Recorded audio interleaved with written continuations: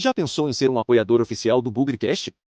Para estender nossa relação e fazer o BugriCast ainda mais completo, criamos alternativas para que você seja nosso parceiro em 2026.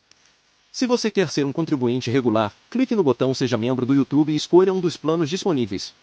Agora, se você pretende fazer apenas uma contribuição pontual, faça um Pix de qualquer valor para podcastbugricast@gmail.com.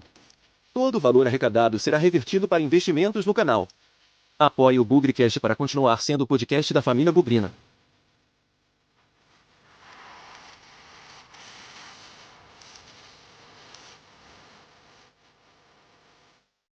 Fala Bugrino, fala Bugrina, bem-vindos ao Bom Dia Guarani de hoje, hein? Hoje é domingo, 28 de junho de 2026, domingo do começo do mata-mata da Copa do Mundo. Só vai ter um joguinho ruim pra cacete, hein? Canadá e África do Sul. Vou assistir ali meio sem muito interesse, porque o que importa nesse domingo mesmo é o Guarani em Florianópolis, 11 horas da manhã contra o Figueirense. Jogo difícil para burro, com uma série de complicadores. Ou não, né? Na verdade, às vezes a gente acaba superestimando um pouco os adversários, os jogos fora de casa, mas vamos ver quando a bola rolar. Antes da bola rolar, eu tenho bastante preocupação com esse jogo, e não só com ele em si, né? Mas com a forma como o campeonato está se desenrolando. Teve um Bom Dia Guarani não muito tempo atrás, foi da semana passada, que eu falei que a Série C, enfim, tinha começado, né? E ela continua aprontando. Hoje tem alguns jogos para acontecer, mas ontem já aconteceram 4 jogos, algumas surpresas, algumas novidades, e o campeonato vai se afunilando. A diferença de pontos entre os times tende a diminuir, e também por isso que eu reputo esse jogo do Guarani como muito complicado. E se o Guarani conseguir a vitória, ele vai pontuar num momento crítico do campeonato, na minha opinião. Porque, lógico, daqui para frente, depois de hoje, vão faltar 7 rodadas, mas a gente já está começando a ver um pontinho fazer uma diferença gigante. 2 pontos, então, te levam do céu ao inferno. Nesse momento, por exemplo, o Caxias é o 10º colocado, tem 16. O Ituano é o 6º, tem 18. 2 pontinhos. 2 pontinhos colocam o Caxias numa boa condição, por exemplo. Ontem a gente teve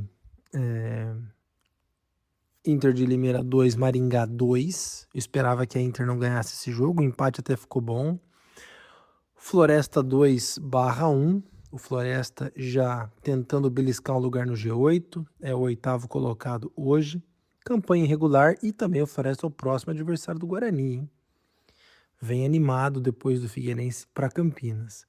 Para mim, os resultados mais surpreendentes até agora aconteceram em seguida. O Paysandu recebeu o Santa Cruz e tomou 3-1.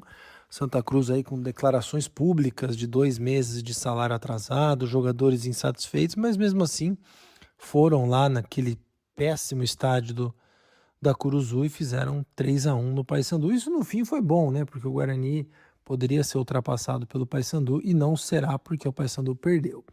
Outro que podia passar o Guarani também é a Ferroviária. A Ferroviária foi enfrentar o Itabaiana, perdeu de 1-0, para mim uma super surpresa.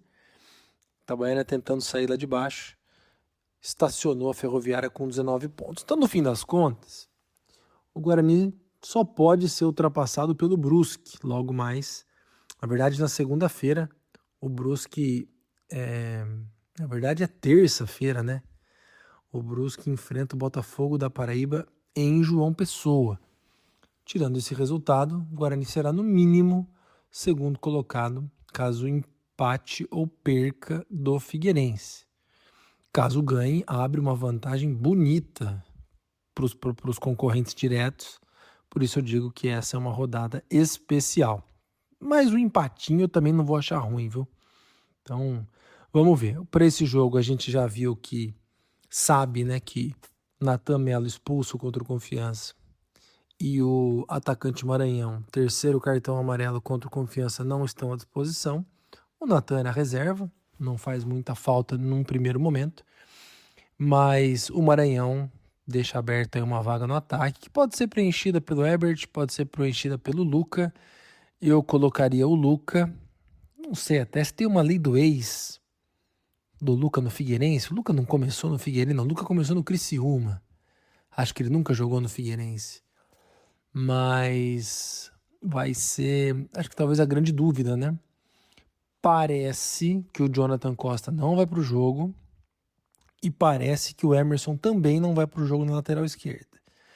Então vai ser um misto aí do time que enfrentou o Confiança e perdeu com os jogadores que voltam a estar à disposição. Então o Kaique França deve jogar no gol, o Rian na lateral direita, a dupla de zaga eu acho que vai ser o Rafael e o Maurício Antônio.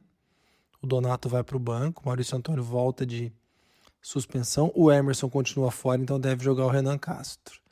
No meio volta o William Farias, o Isaac, o Carlos Eduardo e o João Paulo, meio já tradicional, já conhecido. E na frente o Guilherme Cachoeira e mais alguém que pode ser que seja o Luca, pode ser que seja o Herbert, vai depender da escolha aí do Hélio Cizenando. Me chamou a atenção na viagem também o Ralf, né? O Ralf finalmente viajou com o restante do elenco. Vai ficar à disposição aí depois de um bom tempo. Talvez até jogue, né? Já que o Natan tá fora, talvez o Ralf até jogue. Suspeito que o lateral esquerdo Vitinho da base esteja lá também, porque o Sub-20 jogou no sábado contra o Palmeiras ontem. Campeonato Paulista perdeu de 4-0, o Vitinho não foi relacionado para o jogo. A mesma coisa com o Maroto, o menino de 16 anos. Ambos estiveram contra o Confiança no final de semana, na rodada passada. Não vi eles em ação no dia de ontem, né? Pelo Campeonato Paulista Sub-20. Então pode ser que eles estejam compondo o grupo também. Mirandinha tá fora, Dentinho tá fora, devem estar aí na iminente negociação para sair do clube. E vamos ver os demais, né? Se o Diego Torres não estiver no banco, a gente já começa a desconfiar. E assim vamos indo. O jogo também vai ser interessante por marcar o reencontro do Hélio Cizenando, que ele salvou o Figueirense do rebaixamento ano passado, e do auxiliar técnico dele, o Henrique, né? O Henrique, aquele volante tradicional, conhecido do Cruzeiro, jogou muito tempo lá em Minas, tá mudando aí para a carreira de fora das quatro linhas, né? Parou de jogar recentemente. O Henrique foi revelado pelo Figueirense, né?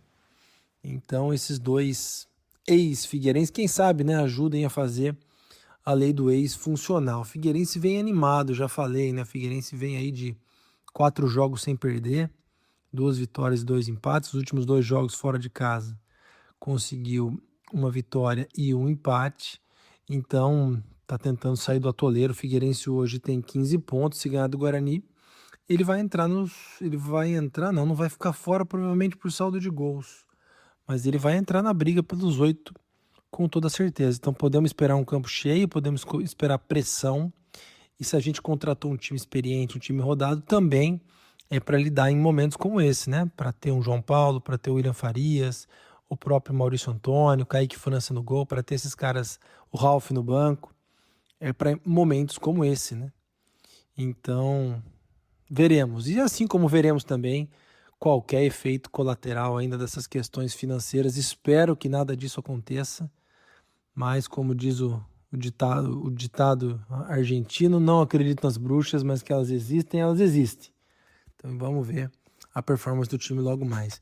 Estamos com problemas pessoais aí para conseguir fazer a transmissão desse jogo, alguns problemas um pouquinho mais sérios aí. Vamos ver se a gente se organiza. Se não der certo, não tem problema, a gente faz um pós-jogo, a gente faz um bate-papo no final do dia, mas sem cobertura a gente não vai ficar. De algum jeito nós vamos falar de Guarani, Figueirense, Figueirense e Guarani, mas a transmissão pode estar prejudicada por algumas questões de ordem bastante pessoal e bastante inegociáveis. Enfim, é isso. Bom domingo para nós, boa sorte para nós. Espero que o Guarani pontue em Santa Catarina, sem não esquecer que na vitória ou na derrota, hoje sempre o Guarani, e sempre querendo saber onde está a nossa SAF. A do Figueirense está mudando de mão, hein? E a nossa, cadê?